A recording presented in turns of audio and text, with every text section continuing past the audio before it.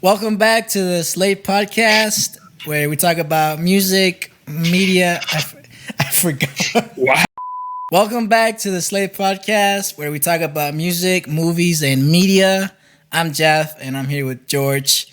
And this is sort of like a bonus episode. Yeah, if you subscribe to us, you'll get this bonus content of me and Jeff just whispering sweet nothingness into your ear. Right in your ear. Right in your ear. So we're gonna focus mostly on Across the Spider-Verse. It's not gonna be a review. It's more like things that we just couldn't talk about in the actual review because it was a long episode. However, by the time this comes out, the review should be out. So you can either go watch the review before this or after this. However you want, just enjoy. Do what you want. Free country. It's your life. What are you doing? Who the hell cares what you do? Not me. Not me. Shit. Oh my god! What a great start. Yeah. For real.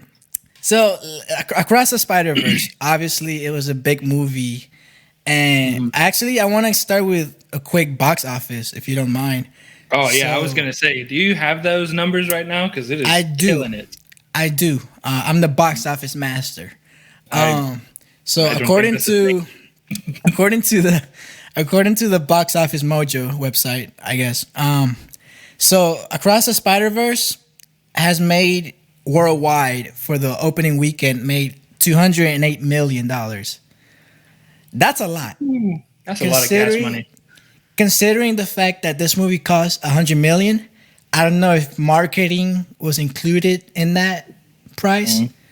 Most likely. But they already made twice what this movie was, cost to be made. Yeah. To give you some perspective, the opening weekend of this movie already made more than Dungeons and Dragons.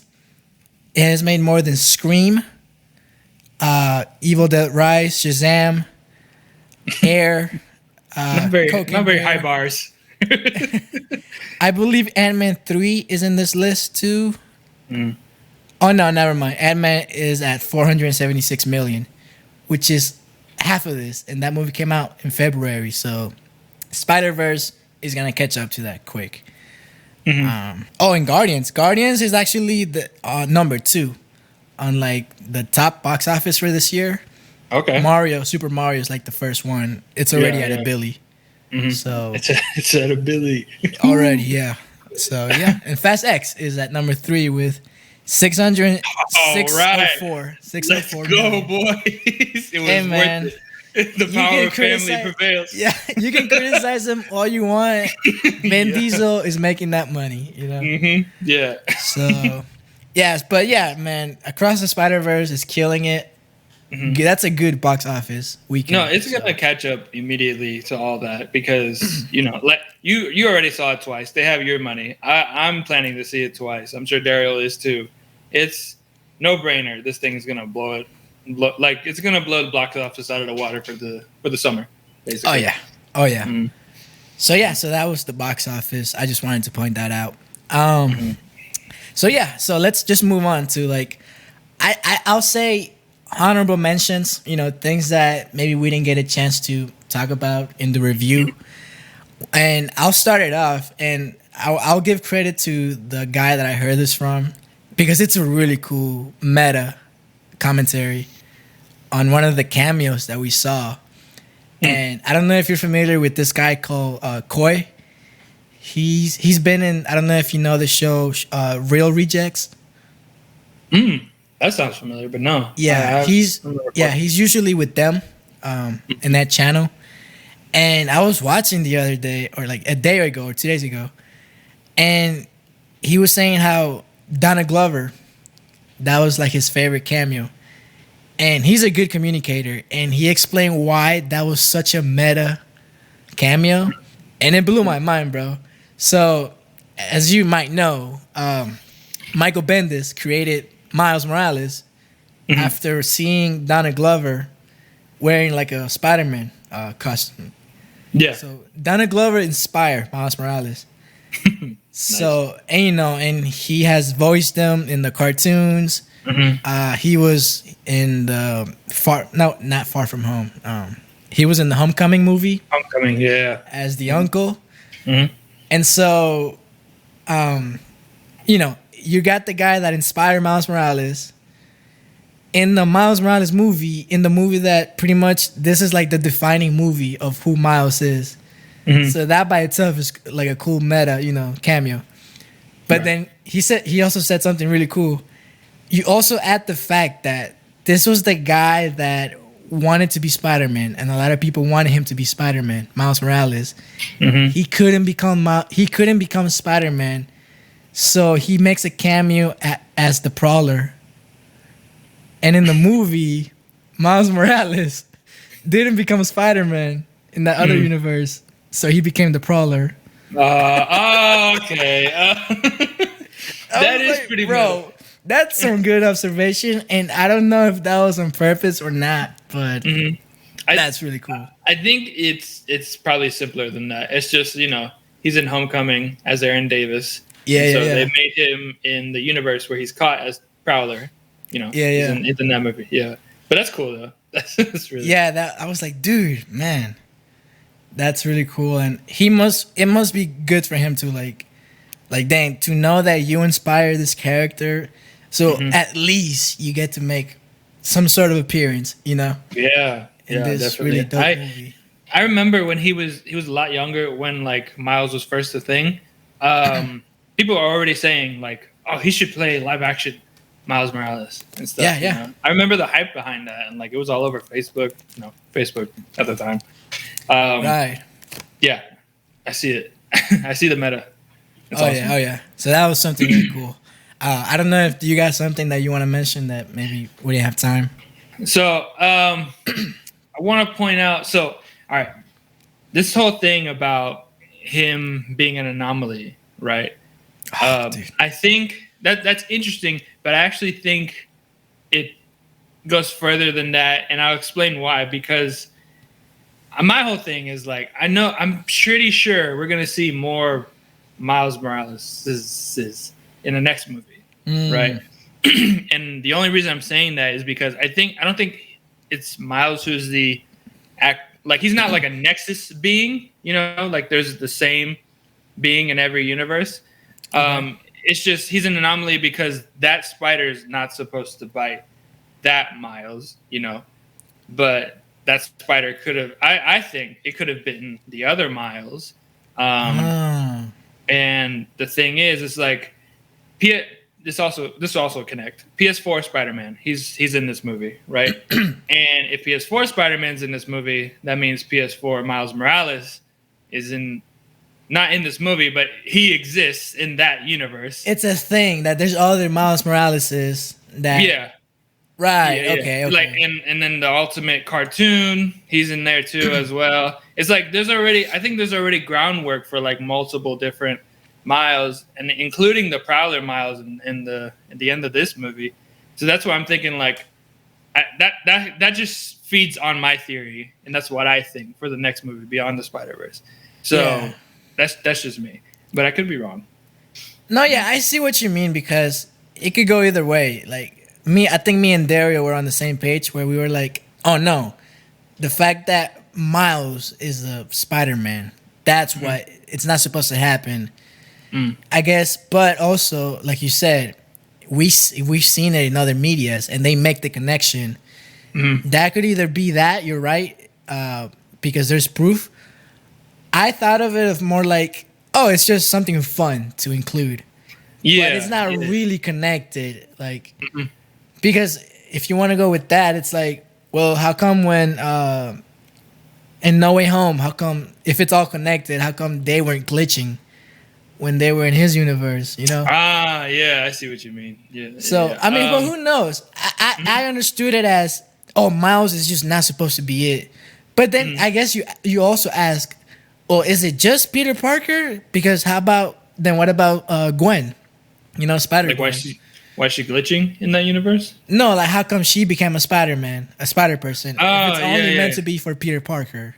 Yeah, that's the thing too, because in the video game PS4 Spider-Man, Miles is bitten at the end of the game by a spider that's, in that universe. So I'm like, he was meant to be another Spider-Man, and maybe that steals the fate, because every time Miles is a Spider-Man, Peter dies or is replacing Peter, Yep. And that could speak to the future of the video games. But still, I feel like the anomaly is that this Miles was not supposed to be Spider-Man, and it's just a happenstance that it happened, and the spider's glitching in his universe and everything like that. Yeah, but that's still interesting.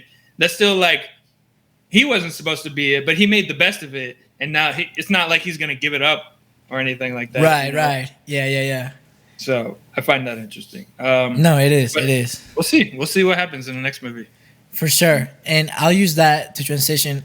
If we can just talk a little bit more about the villain, because Spot, because I feel like we didn't talk about it a lot, and we can use that also to transition into what do we think his role is going to be in the next movie, and what could happen.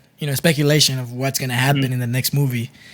So, do you remember Spot from the cartoon? The cartoon, and that's literally the only place where I've seen him. Yeah, same. Like, I wish I could tell you, in Amazing Spider-Man I don't know. Yeah, no, I remember him from the cartoon, and he made a couple of appearances. But I liked him. I'm a kid. I'm thinking that for me, when they announced like, oh, Spot will be the villain in this movie, I'm like, that's great, and that brought me back to my childhood a little bit. I was yo, it's the Spot. I'm sure they'll make him like a little silly, and they did. But they built on him. They made him like a threat eventually. It's cool. I like Spot, and I see, what is it? I see potential, obviously, because of what happens at the end of the movie. Man, it's interesting. Actually, speaking of Spot, so I need to confirm this. So this is not 100%. I heard this. I think it was, I forget whose podcast I was listening to, but Weekly Planet. I actually heard it in Weekly Planet today. Okay. They were saying, and this is pretty crazy if it's true, apparently Avid Arad, a.k.a. the reason why Spider-Man 3 became what it is, This man is a real life. This man is a real life villain, Yeah. Okay. Apparently, Avi Arad was the one that suggested using the Spot in this movie.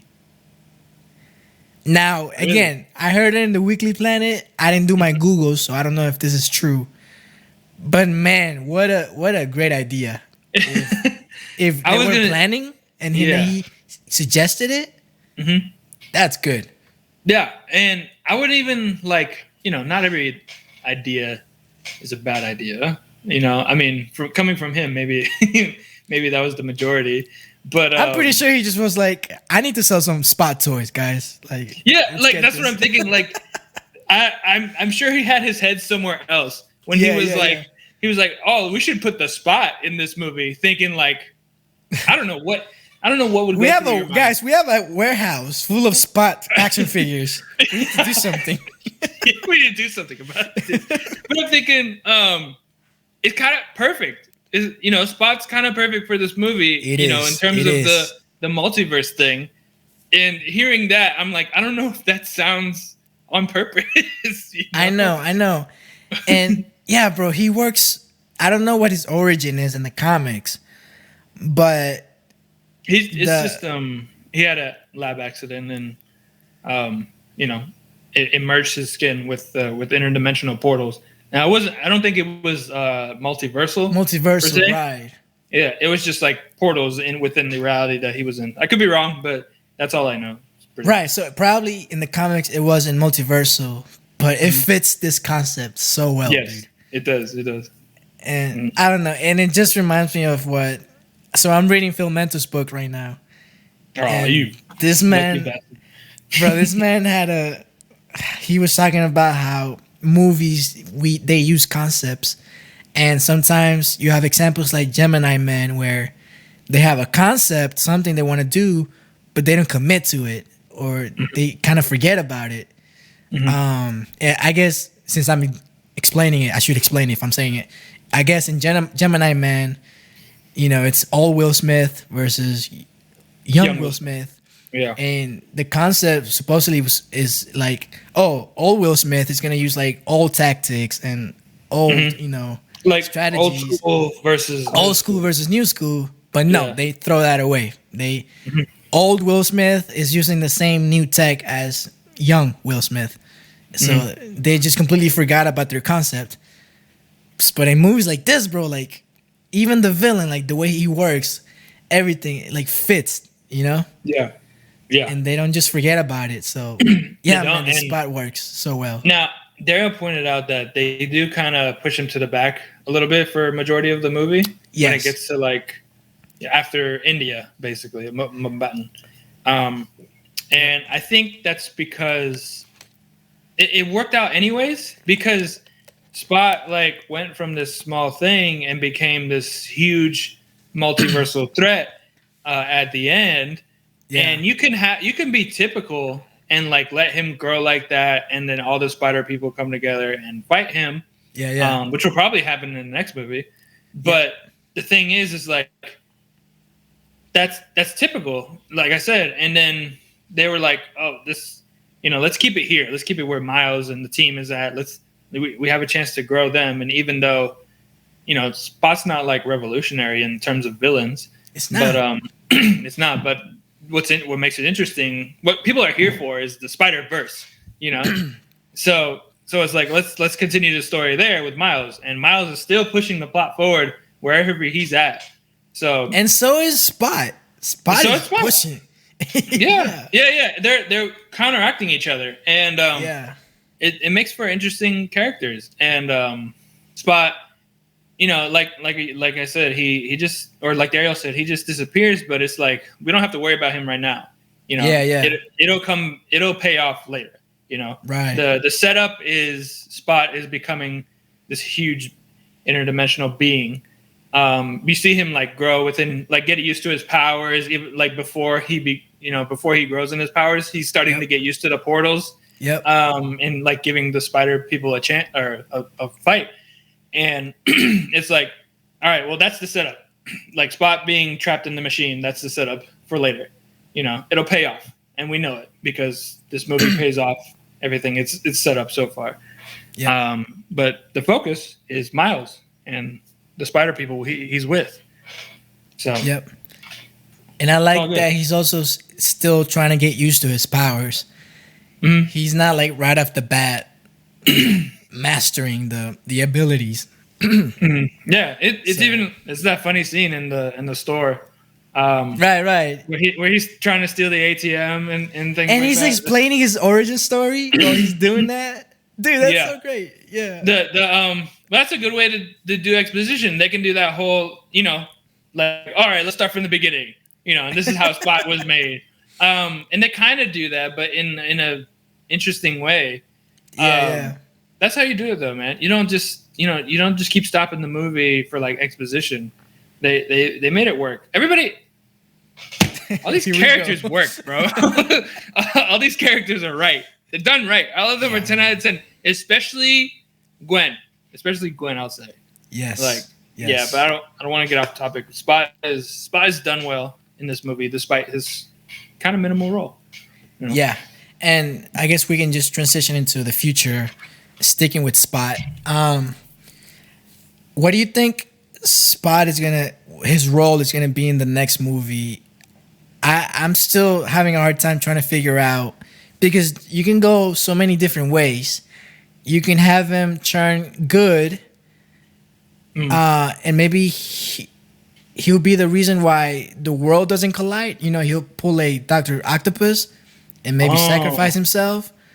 Or he could stay bad and everything will go to crap unless Miles and the guys, they have to do something.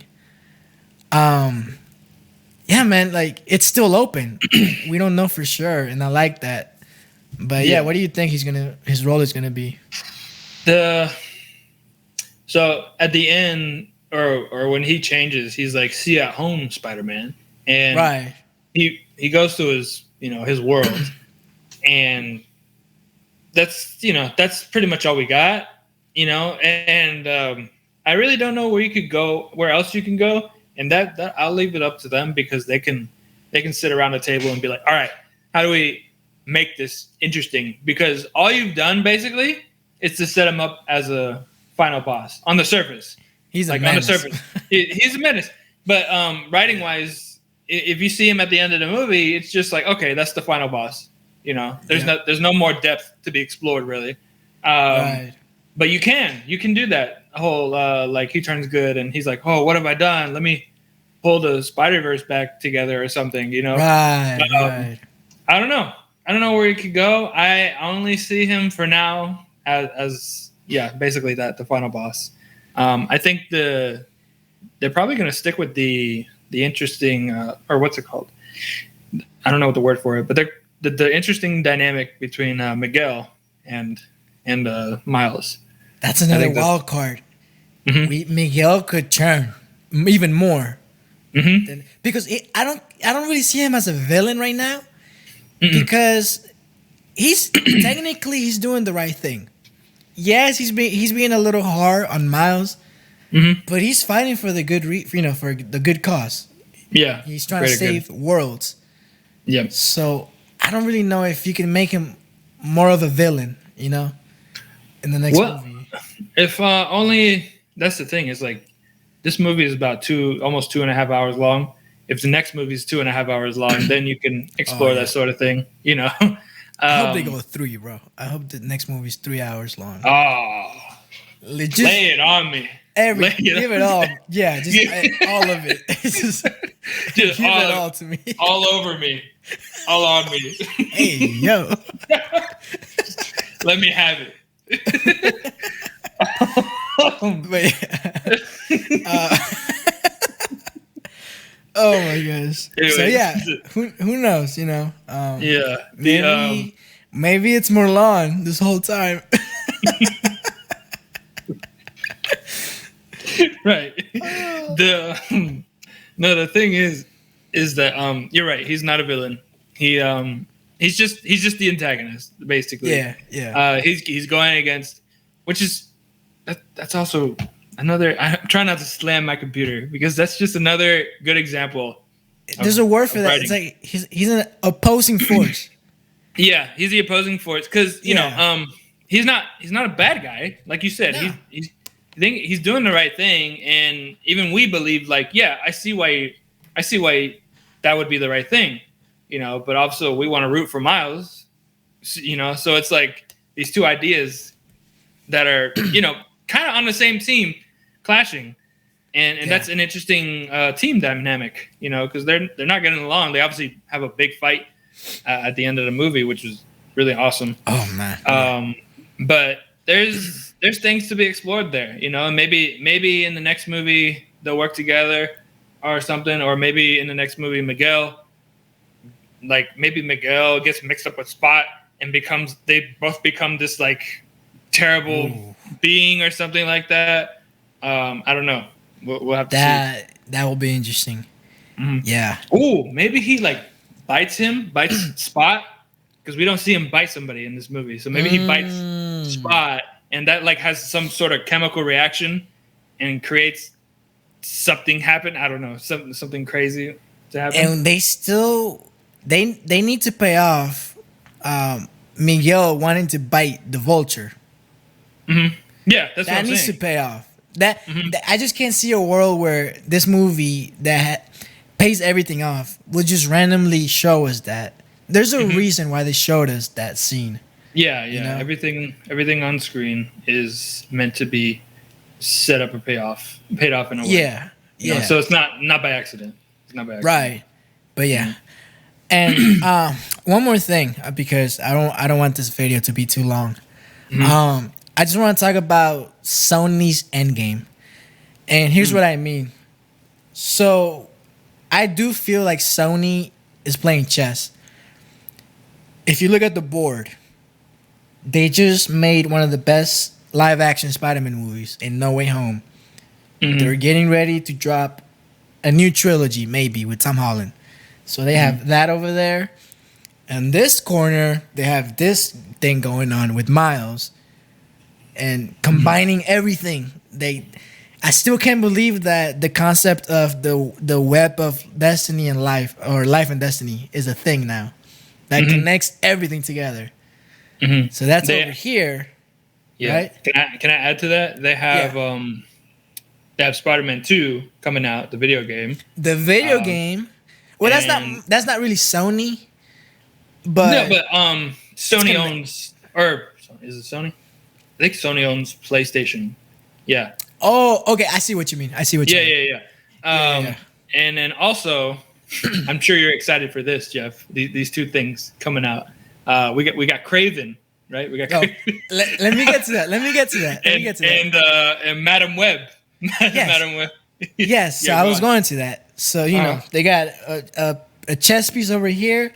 They have a chess piece over there, and then they have these other movies. They have Madam Web.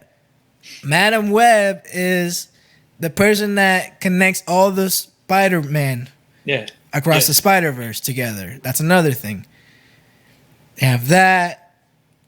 Amy Pascal came out and said, yes, there will be a live action Miles Morales.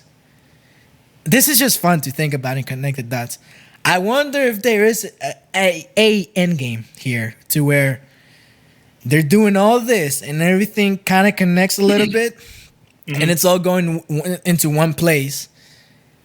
And the first thing that my mind wants to think is, oh, I wonder if this is all just leading into this Miles Morales. And this is literally the first, and I'm sure a lot of people are also saying this, like Miles Morales, going across or beyond the Spider-Verse into a live action, which I'm not even sure if that would be the right decision. But I just wonder what Sony is playing. What's their end game, you know? Yeah. That's the thing. It's I want things to end, right? I want there to be an end game, but nothing else after.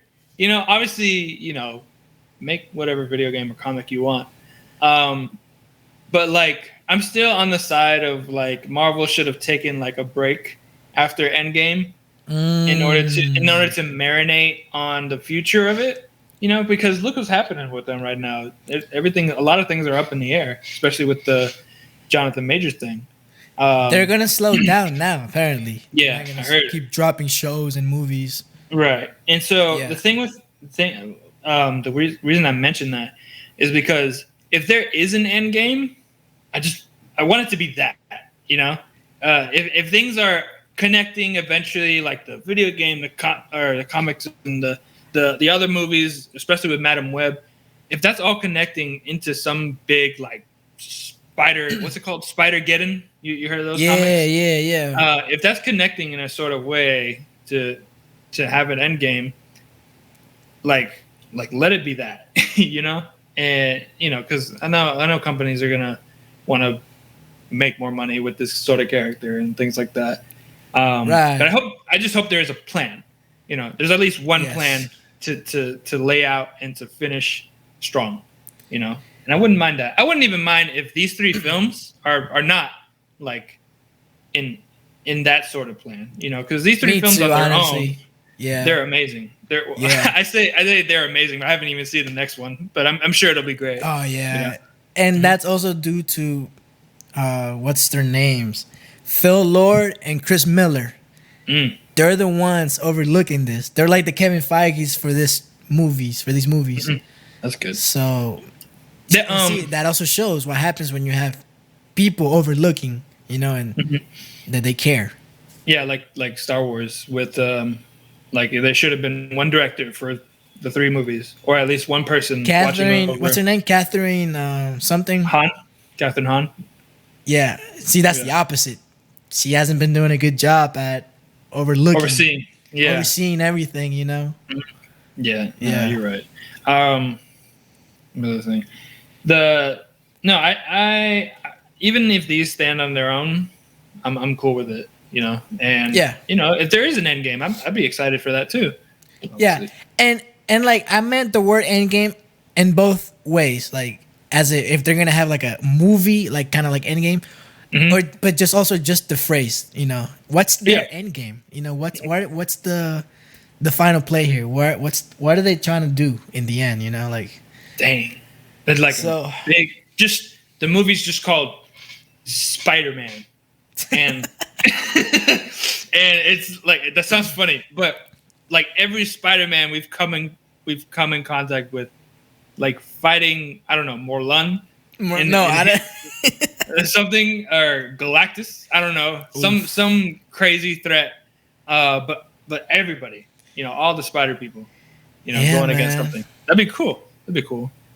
And I wonder how many, and then this sounds kind of random, but I also wonder how many movies Tom Holland has left. Like, I wonder if he's going to do another trilogy, and maybe they're just waiting. Maybe they're going to wait for Tom Holland to leave, kill him in the third movie, and bring in Miles Morales, Right. Maybe not. Hopefully not the Miles Morales in this movie. Like, keep that separate. But just introduce Miles Morales, I guess, to the live action.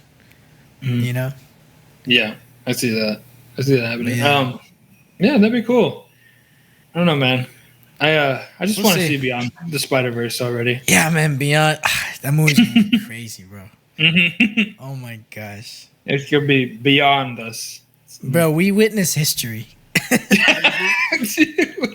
Yeah. We're gonna talk about this movie in 10 years, bro. We are. Like, remember when we went to see Across this? Oh man. Remember when the dialogue was really quiet and I couldn't hear anything? Yeah. Oh, what's up with that, man? Yeah. Hey, hopefully they get that fixed. Yeah, hopefully they get that fixed. No, it's definitely a movie I'm gonna buy on Blu-ray for sure. Oh yeah. I still have to buy the first one too, but it's good, man. It's just like that's how you do. Listen to me, viewers, writers, directors everywhere. That's how you do a blockbuster. Like, this is cinema. This is what Martin Scorsese wants. That's what they live. That's what they live and die for. All I'm saying is, like, people go to the theaters and spend their money to see like Fast X or Transformers. Those big blow uppy movies, and they don't have brains to them, right? Or John Wick, which does have a brain, but like John Wick and like this movie, they're crazy, out of this world, but they have heart and mind. They have a brain. And they make you feel things. They're emotional roller coasters, and that's exactly what movies should be. And that's how you do it. That's how, like, in any movie, you should do that, But if you're making a blockbuster that crazy as this, keep that in mind. That's how you do it. I don't know how to explain it. Well, I got nothing else. No. I think that's a good way to end. Yeah. Make sure you listen to the score, Jeff. The score is really good. We'll do. Yeah. I got to listen to it. I like the score. I mean, the soundtrack, like I said in the review, it's not as good as the first movie, the score, the soundtrack. I agree. But, it's still good. I want to, actually, for Beyond the Spider-Verse, I want to speak this into existence, okay? Oh, you're going to manifest it. Is that what the kids are doing? Manifest this into existence, okay? All right. Okay. It is currently 8:23. Those numbers mean something, okay? But listen. I guess. Listen. All right. I want to manifest John Bellion to produce the sound score. The sound score. You've heard it here, folks. The first ever media ever produced from Spider-Man sound score. To produce the score, not the score, the soundtrack. Yeah. I ruined the manifestation. Yeah. It's not gonna happen, bro. They're gonna get like Nicki Minaj or something. Oh God. No, listen. Who does John the Bellion. score is Daniel Pemberton, and he's really creative. It was good. Really it was good. awesome. But real quick, John Bellion is on record saying that I think he always wanted to do like the score for a Pixar movie. I think he would kill a production on this movie, bro. He recently he produced the album that the Jonas Brothers just dropped. Oh, really? Okay. So if you listen to that album, that's his sound. That's him. You know. So, but Did yeah, you bro. There's cars going by. I did. Okay, sorry. They're like racing in front of my house right now. Back and forth. I'm just saying, John Bellion for Beyond the Spider-Verse. Do it. All right. Do it. I'm gonna add one song. I'm gonna add one song to that. Ready? Okay. Damn, I had it. This is stupid. Eminem, right? Eminem, yeah, but like, you know, do it for Beyond the Spider-Verse. My own. Miguel. Him and Eminem, okay. Oh man, I had it. Maybe Busta Rhymes or something. I don't know. Just like I feel like we've seen that before. Yeah, we probably. You gotta throw Eminem in there with somebody that he's never had a song with. Because he did another song for Venom 2, and that was pretty good. Yes, yeah. It was a good song. But I'm thinking something high energy. You know what I'm saying? Eminem, Kanye West, bring Ye back. No, I'm just kidding. Anyways, thank you for watching. Make sure you drop a like. Oh, The Weeknd, bro. Heck yeah, that'd be awesome. Anyway, all right, that works. All right, I'm gonna close this out. Thank you for watching. Drop a like if you enjoy this video, and make sure to watch the review. It's in the channel, and there's other videos. I believe we are gonna be reviewing The Flash in 2 weeks when it comes out. Mm-hmm. I don't know. You mentioned Transformers in the chat. I don't know. We're gonna be watching that. We'll see. I'm definitely seeing it, but we'll probably do what we did with The Little Mermaid. We'll just be like, it was good, or it was. It was good.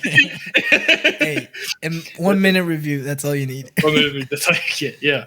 No. But yeah, if you enjoyed this video, let us know and comment below. What's your favorite Spider-Man? You know, or Spider-Woman. Or Spider-Woman. Absolutely. My favorite is Spider. Wow. I'm pretty sure you know the rest. Bye.